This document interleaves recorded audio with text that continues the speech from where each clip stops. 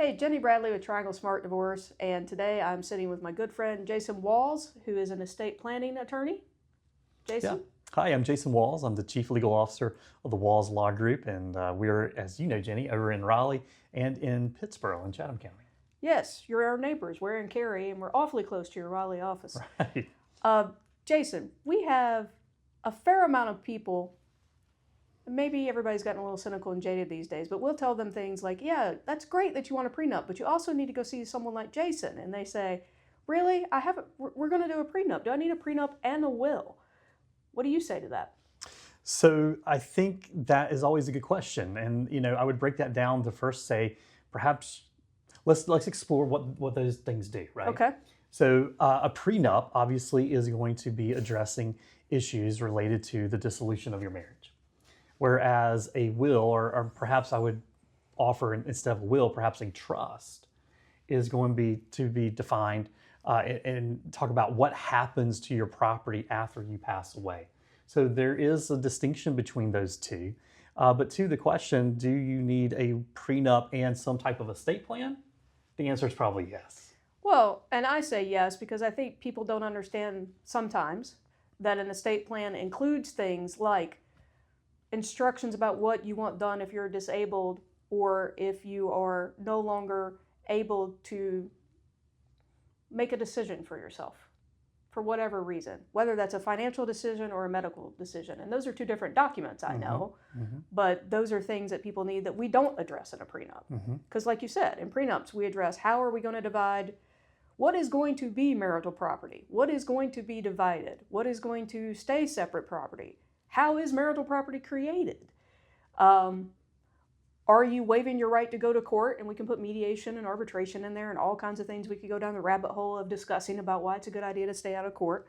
We can also address alimony rights. Can't do that in an estate plan, right, but we can have a waiver, or we can say it's going to be this much for this period of time. The only thing really we can't do in a prenup, in my opinion, that you can do in an estate plan, well, there's a lot. I should say that backwards.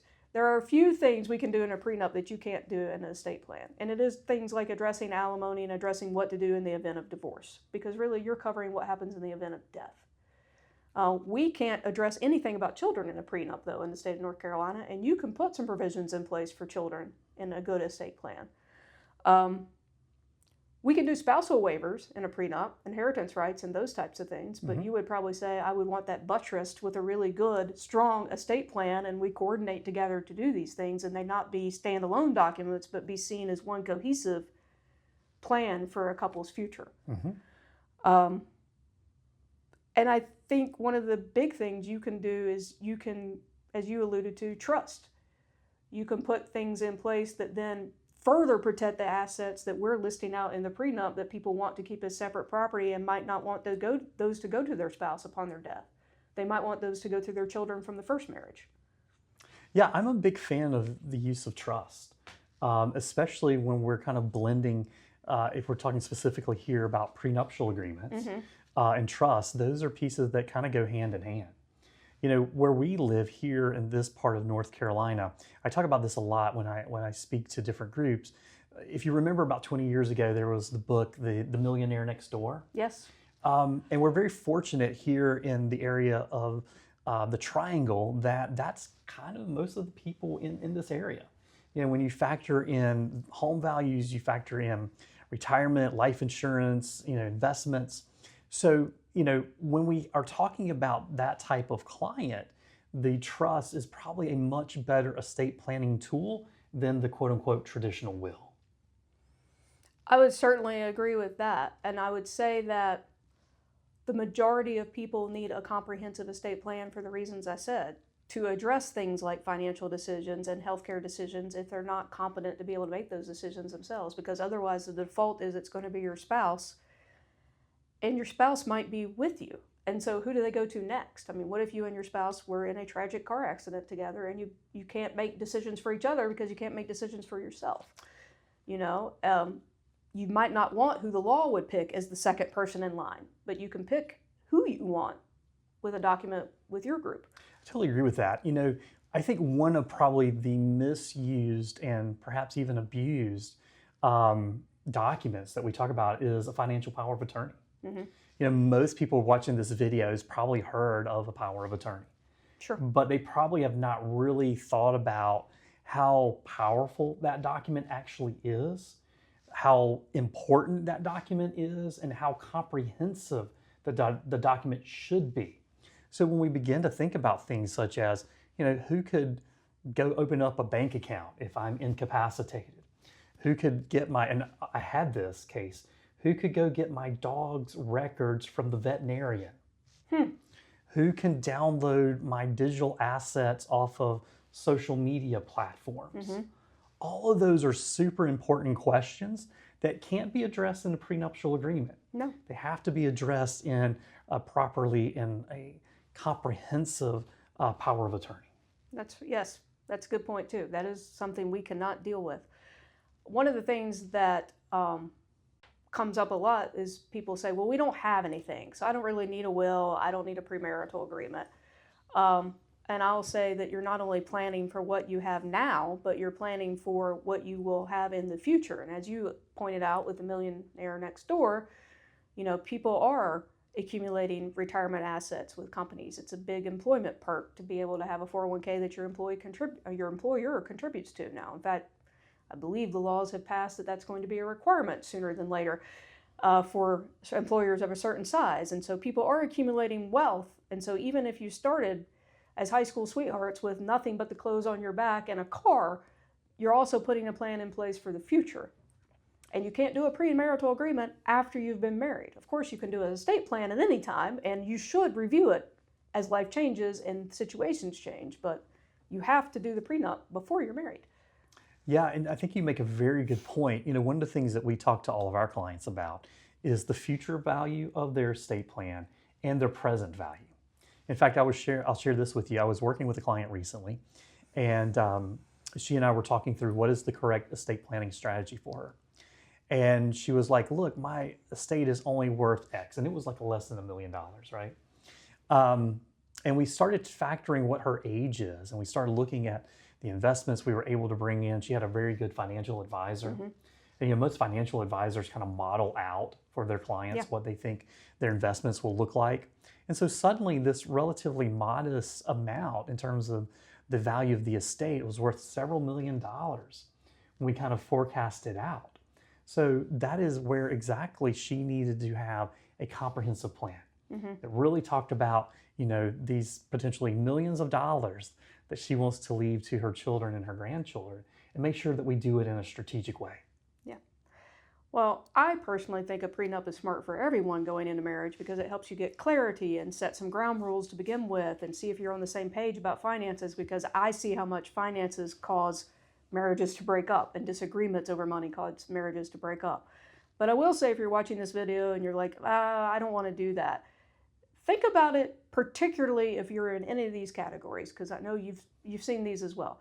Second marriages where you have children, or second marriages where maybe you've already been through a divorce or a death, and you have something that you want to protect. With both a prenup and with an estate plan, you can protect those things. If you don't do that, you'll run the risk of commingling assets or jointly titling a bank account and then having to trace out what you put in there that you had before you got married, and all kinds of nightmares. So part of the point of having a plan is having some simplicity as well. Another reason to have a good plan, I think, is because you get to control what happens with the disposition of your assets, rather than the state of North Carolina telling you how it's going to be. And I personally like having control over where my things go. And I think even when I was dead, as I was dying, I would probably be happy and smiling to know that things are going where I wanted them to go, as opposed to where North Carolina told me they were going. But I would say definitely business owners need both a prenup and a solid estate plan too. They have a lot at risk and a lot at stake. I would agree with that. You know, what you were saying about kind of what we would call in our law firm a blended family. Okay, we do too. Yep. So our language is probably similar. And, you know, from an estate planning situation, sometimes that's some of the more challenging clients that we deal with. Because what we're really trying to balance here is protecting inheritance for perhaps children or grandchildren from a first relationship, but then also protecting, in many cases, a second spouse. And that can be challenging, especially if they have never put together that prenuptial agreement. Right. If they have never sat down and strategically thought about that, they've never codified what that means. So again, in second marriage type of situations, one of the first questions that we always ask, is there a prenuptial agreement or perhaps postnuptial agreement? If they have that in place, fantastic. We've moved the ball down the field pretty significantly. But if that's not there, then that can be some tough conversations that need to be had. Yeah. And not conversations to be avoided, but tough conversations that need to be had. And frankly, I think are easier to have earlier on in the relationship than 10 years down the road, perhaps, when people have expectations and beliefs and feelings that maybe they don't have earlier on in a relationship.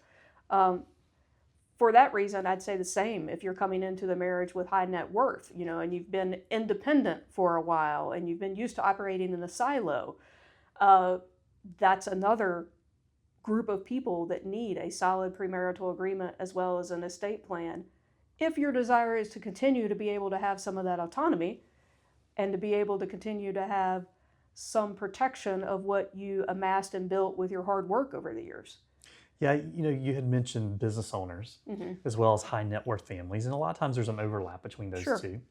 And I would totally agree with you. The prenuptial agreement is and should be part of that kind of comprehensive estate planning process. Without that, then you potentially are putting a lot at risk. Yeah. Well, I think what we're both saying is we don't like our clients to have risk.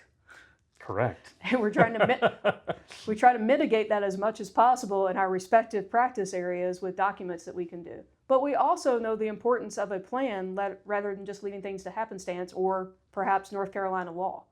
Yeah, I would submit to you, you never want the de facto laws of the state or the court of North Carolina to make those decisions for you or for your family or perhaps your business, employees, whatever that may be.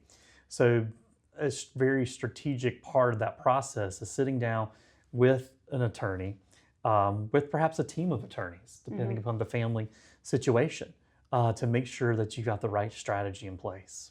And perhaps even a mediator if you have some of these complex issues with the difficult conversations like you were talking about earlier, who can help you navigate some of these things and reduce some of the emotion and let logic get back in control. But my takeaway is that smart people plan. We both love working with smart people because we love strategically planning. I saw you get giddy earlier about when you worked in a personal injury law firm, but I think you're also giddy about putting together a plan in place that fully protects someone. Well, we are. I'm a business owner myself.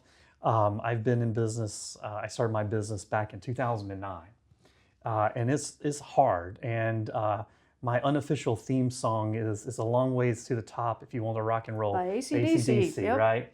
And it's hard if you're a business owner, and you want to make sure that you've protected that. Even if you're not a business owner, if you're high net worth family, if you are a W-2 employee, C-suite perhaps level, making sure that you got the right pieces in place to protect your family is super important. Yeah, and I think both of the areas of law that we do, what we help provide is clarity and then give people confidence about their future.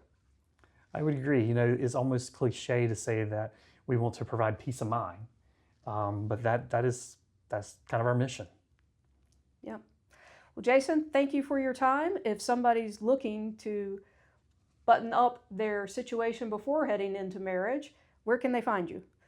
Sure. Please find us online at wallslawnc.com, or you can find us on all the social media platforms. And we would welcome the opportunity to have a conversation and have a conversation with their other professionals like you and your team. That's great. Thank you, Jason. And if you're looking for a premarital agreement, which I submit to you, you should at least investigate and look at and see if it's right for you. Don't just say no because you don't have anything, because maybe you will someday and you can protect it now. Give us a call here at Triangle Smart Divorce.